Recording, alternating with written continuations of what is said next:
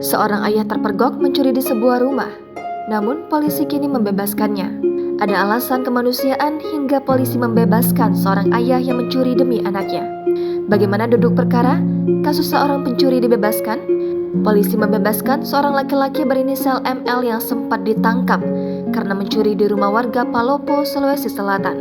ML bebas setelah korbannya merasa iba memutuskan untuk mencabut laporan. Pasalnya, laki-laki 43 tahun itu mengaku terpaksa mencuri karena tidak lagi memiliki uang biaya pengobatan anaknya yang mengalami kebocoran jantung.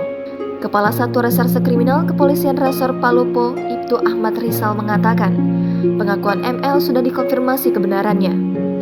ML juga disebut nekat mencuri setelah tidak ada lagi memiliki barang yang bisa dijual untuk membiayai pengobatan anaknya.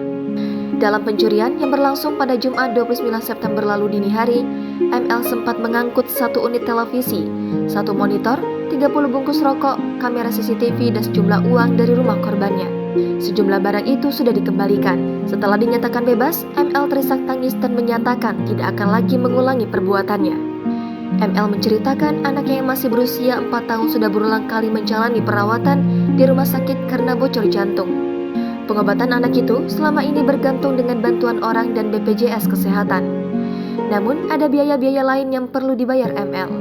Setelah dilakukan proses, ternyata pelaku ini mengambil barang milik korban itu alasannya karena untuk biaya berobat anaknya.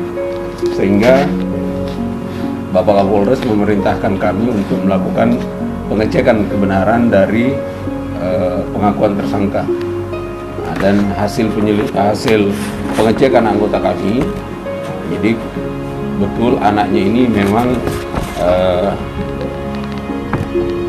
mengalami atau menderita penyakit jantung bawaan FSD atau jantung yang bocor. Jangan lupa subscribe, share, komen, dan like ya.